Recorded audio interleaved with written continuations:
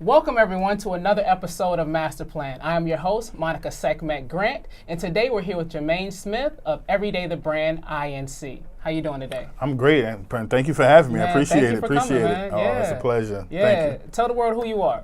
Well, my name is Jermaine Smith, born in Queens, raised in Brooklyn all my life. Writer, producer, director, filmmaker. Published 2 books. Put out about 4 stage plays. Wow. One of my stage plays ran about 50 shows. Close to 100 people turned their life over to God through the stage play. Ooh. From that, got a documentary done by the 700 Club. Turned that stage play into a book. That book into a movie called A Piece of Me.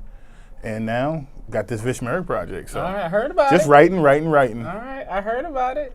Now you're doing great things. Like, where did that come from? Did you go to art school? No, actually, no school, nothing. It's just pretty much. I've been writing since I was 8, started writing poems and it turned over into songs. Pretty much just writing to get away from the pain. For sure. I was a child whose mother was a substance abuse user. She used crack for about 20, 25 years. So I wrote to escape the pain, escape the reality, and that was my thing. Right. So no school, didn't study filmmaking, That's didn't study amazing. writing. I got on the internet once the internet really populated, you know what I Right. mean? But as far as that, I just wrote my journals, notebooks. What gave you the gumption to say I can write plays? One, I don't even know what gumption means. Let me stop. No, it kind of it goes back to my 2-year-old nephew who had sickle cell. He died unexpectedly. Ooh. He had a sickle cell. He had a fever, and my sister took him to the hospital, and they diagnosed him as an attack. Gave him medicine. He never woke up. Went to a coma, never woke I'm up. sorry to hear that. My mother used drugs. She went clean. That following Sunday, turned her life over to God. We sitting in the church, and a gentleman said, God told me to put you in my stage play, that you're the lead actor. And I looked at him like, well, God couldn't have told you that because he didn't tell me that, I took the role, got in the play, saw how to write a stage play, and I just said, you know what, there's something inside of me that I need to get out, and I think it needs to be a stage play. And from there, just studied how to format it, and it just came out because I was living it. Wow. So that really pushed me right there to write stage plays. Wow. About how old were you at that time? I would say this was 2000, and I don't got to say my age. No, that's fine. It's about 2005, maybe? Okay. 2005, Okay. I wrote the stage play, and I wrote it in 3 days. Wow. It took me about, I would say probably a month to edit it and get, I was happy with it. Okay. But I got it out in 3 days. Okay, so after you wrote it, after 3 days, what did you do? I got a cast together. It wasn't the play that I originally put out. I wrote something, and I got a cast. I had about 70-some pages of it at the church I was at the time. And then I had about 3 pages of the one I really did. They read the 77, which they loved, but then they read this 3 small pages like, this is the one we got to do. You got to finish this. I wrote the rest in 3 days, and the rest is, gone. Wow. What are your plays about? Like, what's the? Well, this one, A Piece of Me, was inspirational because it was more about forgiveness. Me and my mother didn't have no type of relationship growing up. My father died when I was 4. My mother was using drugs most of my teen and adult life. So that play was about forgiveness. I wrote a couple other stage plays with more comedies. Okay. Some was more creative, but that one, A Piece of Me, was just straight out the belly. For sure. Is this therapeutic for you? Do you heal after every project? Oh, definitely. I pour into every project, but the Piece of Me was the main one because there was pieces of me really wrapped into the play. It was me trying to tell my mother how I felt about her because we couldn't have those conversations. But she came to the play, she saw individuals getting their life saved, and that wasn't my intention. I wasn't a church kid growing up. I was a guy running around the streets, whatever have you, and this God puts us in places and things happen for reasons. I believe that. So through the play, our relationship got better. Awesome. So started writing other stuff and using more creativity. Right. But still digging into the everyday life. You've experienced a lot of trauma. There's other people that have experienced a lot of trauma. What makes you different? What pushed you to actually say, I need to release this? While other people, there's violence, there's pain, right. They don't know how to deal with that. What allowed you to say, hey, I'm gonna take this pain, I'm gonna take this trauma and actually use it for the good, use it to benefit me? What inside of you drove you to do that? Well, what automatically pops in my head when you ask that, I take it to my relationships. I think everything in life deals with relationships, whether it's your job, your children, your parents, anything, or friendships is a relationship.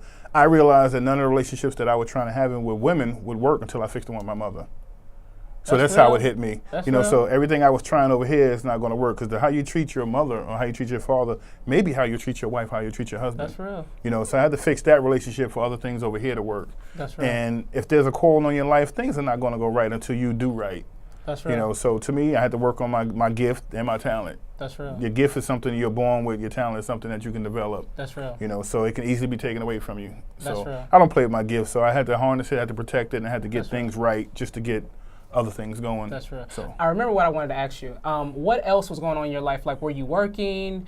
How were you able to, afford to do these plays? Were you working another job? What was the rest of your life looking like at the time? Well, I was working, but there were sacrifices. Okay. You know, at the time, my stage plays got to going. I was in the post office, and I was burning up my time to do plays. I was doing shows. Job. Yeah, well, it can be, security can be a good thing and a bad thing. That's real. Because if you're gifted and you're talented, like many of us are, that can keep you in a box. You know what I mean? You say, okay, I want to have the security because I know I'm going to retire in 40-something years. I want to know what the rest of my life might look like. But you might be at that job having regrets. That might not be your master plan. Of what am I on this earth to do? You know, so if you don't chase your dreams, it's always going to haunt you. For sure. You know what I mean? What I should have done or how I could have done it better, whatever have you. So it's a balance. You have to find that balance. Okay, if you get paid $1,600 every paycheck or $900 every paycheck, find out how much you can put to the side to put towards your dream. You know, if you can go to the club or get fresh by latest sneakers, stop there for 6 months and put it into your dream. Invest in your dream. Absolutely. It may not be your dream or a home, or maybe something educational for the community. But take that same money and put it to the side. So I made small sacrifices. Okay. I say, you know, I'm not going to do this for 6 months. I'm going to take myself out the dating scene, and I'm going to do X, Y, Z to build my dream. And that's what happened. So I used my 9 to 5 to build the dream at the time. So I walked away from the post office, resigned, and people thought I was crazy. Right. But I know God put me on this earth to do other things. I went back and got other jobs, but jobs that have given me more flexibility to chase my dream. And I have no regrets. Did your support system, did they support you leaving that job? Well, friends, no. But as far as my children's mother, yes. Okay. I have a 20-year-old and a 6-year-old. At the time, they were probably 9 months and 14, and sat down with their mother and said, this is what I want to do. So this is the thing I was doing before the children. This is the thing I was doing with the children. So it was rocky at first. For sure. But if you believe in yourself, God makes ways. Things come. You notice you have $100 that lasts 2 weeks, but then you have $1,000, you'll blow it in 2 days. Gone. You know, so I made various changes and moves. I downgraded from a 2-bedroom to a 1-bedroom to a studio. Okay. Got rid of the car, got me some monthly Metro cards because I knew I had to get the pathway to do it. And then my children were watching me. You know, so my oldest was in my stage play. My oldest was in the movie. My youngest was in the movie. You know, so they're watching their dad chase their dream, and I'm trying to be an inspiration to them. At the same time, you still have to provide health care. You know, so you have to have that balance of when I got to go back to work or how I got to make this and make it work. So after the first play, what happened? The first play, I wrote another play. Okay. Well, the first play ran for 4 years. You know, I took it to various locations. We was probably doing shows once a month, or 3 every 2 months, something like that. In New York or? In New York. We did New York. We did entire eastern region for the most part. Okay. First black play ever in the Poconos in 100 years. First black play in Shawnee Playhouse in Connecticut. Okay. So pretty much you got a cast. I would get a 15-passenger van and we'd get on the road and drive, or places would bring us in. They would hire us and bring us in, and we go and do the thing. Wow. Wow. You know, churches, schools. How important is building a team and having good people around you on your projects? It's very important. Yeah. It's very important, but it's hard to find people that want to get on board on the ground level. Okay. You know, when you're starting off these shoestring projects, shoestring budget, it's hard to get people to come in and say, you know what, I want to do this for free. I believe in seeing a vision. Right. You know, some of these people have their own dreams as well. You know, some people believe it and it's a passion project. They say, you know what, I really believe in it. I like what you got going on. I got you. And sometimes it's just folding T-shirts. Sometimes it's just collecting money at the door. Sometimes it's helping us fold playbills. That's right. You know, so various parts go into it. Or helping us at rehearsals. You know, so it's very important to have a team if you can do it, because I don't think no one person can do it alone. You know, when you're trying to build that brand or get something off the ground. That's real. That's real. If you had to do it all over again, what would you do differently to help your career? Only thing I would do different, probably collect email, get an email database a lot sooner. Okay. You know, I did about 5-6 shows where I wasn't collecting emails. You know, and that's your best business card, your customer. So you want to stay in contact with them because they'll refer you. I'll go and see a movie quicker if you tell me it was good than me probably looking at the commercial. For sure. I'm going to go off your referral. So your customers are your best business card. So you want to stay in contact with them, you know, which I do to this day. When I put out a book, I let them know the book was coming out. When I put out a movie, I let them know the movie was coming out, but I stayed in contact between that. I didn't just hit them up when I had something to sell. Right. You know what I mean? I did a checkup. Can you give me a quote? Can you give me a compliment? Can you add something on this website for me? You know, so it's building that relationship where people don't feel like they're getting either pimped or just used. For sure. You know, so that was my angle. For sure. What are your books about? For A Piece of Me is an inspirational book. It's the same as a stage play. I added some more twists to it, characters, because I didn't want nobody that saw the play get the book and see the same thing. So I put some twists in there as well. And I have another book that's also a stage play called Cooking in Yesterday's Grease. Cooking in Yesterday's Grease. Yeah, it's pretty much how people can hold your past against you. For example, a young lady could be a whoremonger when she was 16 years old. Now she's 30, happily married with a family. Right. Or some people see that young lady when she was 16. Right. But she's grown. She's changed. You know what I mean? But people will stick you and see you for what they saw you, know you as. But they don't allow you to grow. Right. You know, I think one of the biggest things is we allow others to not grow, but we let ourselves evolve. For sure. In our own time. For sure. You know, so that was the basis of the book. Don't let people cook you in yesterday's grease. I love that. You know, put me in today's Spam or some spray butter. And so I love that. That was more creative. That was more just me putting a spin on it and, you know, having fun with it, because a lot of people didn't want to see an inspirational play, my friends, but they would love to come see a comedy. Right. I couldn't get them in the church to see a play, but I can get them into a theater to see a comedy. You know, so I wanted to service as many people as possible and pull them into the brand. You got a mission. You're on a mission. You're on a mission. Hey, you got to sit back. You got to map it out. My thing is you can't sell a porno mag to a daycare center. Right. So if you know your lane and your brand on your customer, you lock in on them. That's real. You know, that's all I believe in. I love that. As a creative person, how do you raise funds for these projects? Well, I'll start with myself. Okay. I'm not against the GoFundMe or people donating, but it gives people say so. It gives people, you know, they can have some leverage on you, whatever have you. So if you can raise it yourself, that's great. You know, sometimes you have to wait another 8 months until you get the funds up. But it's all really in budgeting.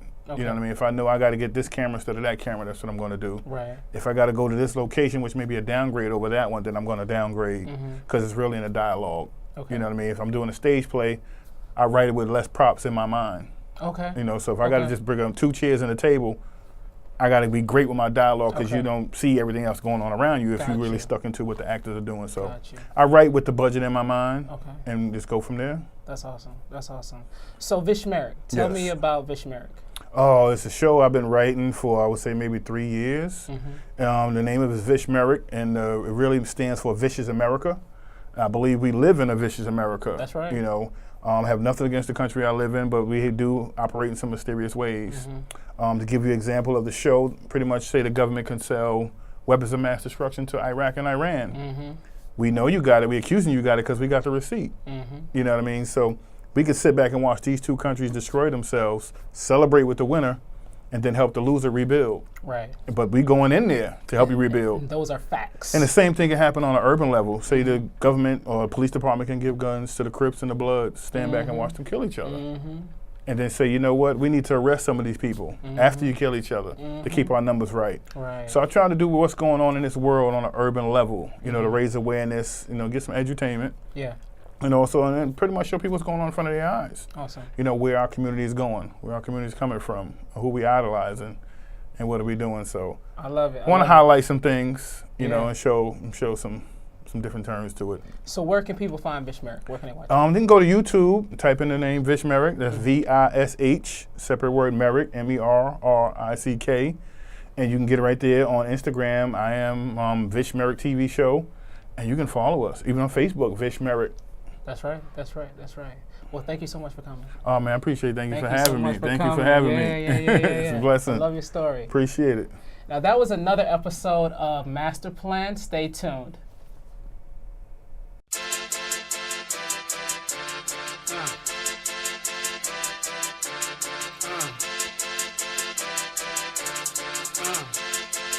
Listen, yo, I'm living my life and everything ain't always good, but I'm doing what I want cause I'm the boss and I'm gonna do it. Yo, I'm living my life, it's a race against the clock.